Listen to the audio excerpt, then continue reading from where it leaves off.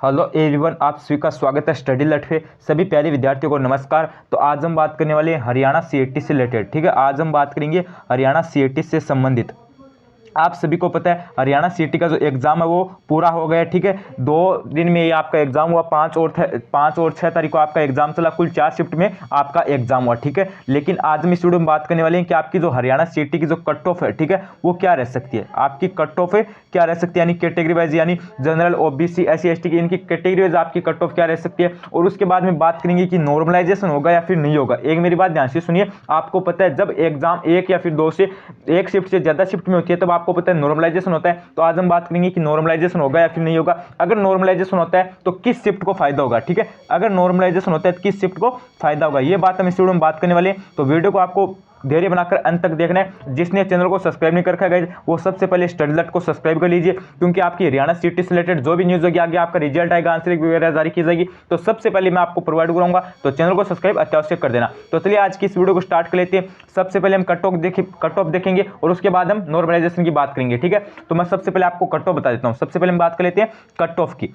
ये हो गई हमारी कट ऑफ। तो कट ऑफ बता देता हूँ आपकी सबसे पहले जनरल की। ठीक है, जनरल की बता देता हूँ। जनरल की रहेगी आपकी 65 से 70 के समथिंग। ठीक है, जनरल की आपकी कट ऑफ रहेगी 65 से 70 के समथिंग। उसके बाद में बात करें ओबीसी की। ओबीसी की कट ऑफ रहेगी आपकी 60 से 65 के समथिंग। ओबीसी की रहेगी आपकी 60 से 65 के समथिंग। उसके बाद में बात करें एससी की। एससी की आपकी रहेगी 55 से 60 के समथिंग। एससी की कितनी रहेगी 55 से 60 के समथिंग। उसके बाद में बात करें एसटी की। एसटी की कितनी रहेगी, एसटी की आपकी रहेगी 50 से 55 के समथिंग। 50 से 55 के समथिंग। एक बार दोबारा से देख लीजिए कट ऑफ। यहाँ पे जनरल की हो गई 65 से 70 और ओबीसी की हो गई 60 से 65 और यहाँ पे एसटी की हो गई 50 से 60 और एसटी की हो गई 50 से 55। तो इस हिसाब की आपकी कट ऑफ रह सकती है। ठीक है, कैटेगरी वाइज कट ऑफ बता दी है। ठीक है, उसके बाद में बात कर लेते हैं कि नॉर्मलाइजेशन। नॉर्मलाइजेशन की जो प्रक्रिया है वो बहुत बड़ी है। ठीक है, अब आपको पता है आपकी एग्जाम हुई 5 और 6 तारीख को आपकी एग्जाम कंडक्ट करवाई गई। मेरी बात ध्यान से सुनिए। ठीक है, कुल आपकी कितनी शिफ्ट थी, तो आप बोलोगे सर जी 4 शिफ्ट थी। ठीक है, ये फर्स्ट हो गई, ये सेकंड हो गई, ये थर्ड हो गई। ठीक है,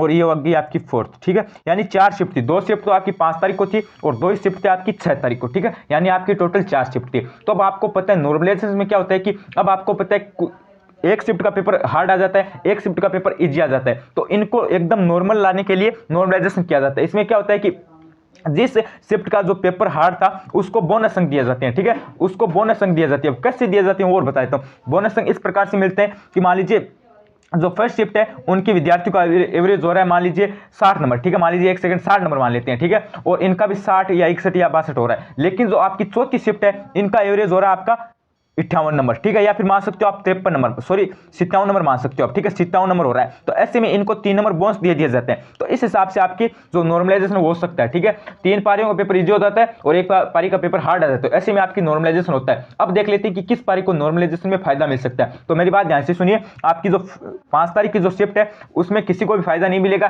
क्योंकि वो एकदम इजी शिफ्ट थी। और 6 तारीख की जो सेकेंड शिफ्ट थी वो भी इजी थी। लेकिन किंतु परंतु बट आपकी जो 6 तारीख की शिफ्ट थी उसकी जो फर्स्ट शिफ्ट थी ना, ठीक है, 6 की फर्स्ट शिफ्ट यानी मॉर्निंग की शिफ्ट जिसे हम बोलते हैं थर्ड शिफ्ट। ठीक है, तीसरी शिफ्ट है उसको फायदा हो सकता है। फायदा उसको कितना नंबर का हो सकता है, उसे निश्चित तौर पर 3 से 4 नंबर का फायदा होगा, क्योंकि ये पेपर हार्ड था। ठीक है, ये आपका जो 6 तारीख का सुबह का जो पेपर था यानी थर्ड शिफ्ट थी, ये आपकी हार्ड थी, इस कारण इस शिफ्ट को फायदा हो सकता है। ठीक है, तो इस हिसाब से आपका नॉर्मलाइजेशन होगा और ये आपकी कट ऑफ रह सकती है।